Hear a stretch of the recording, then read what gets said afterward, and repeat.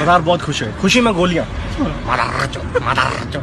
लेकिन खुशी ज्यादा देर की नहीं थी। ऊपर से एक बहुत बड़ा हवाई जहाज आ गया, तक तक तक तक तक तक, हर एक चीज में निकाली होती। इन्होंने अपना बजूका पकड़ा, बड़ी बंदूक बजूका रखा ऊपर, देखा, मारा बजूका, बॉस,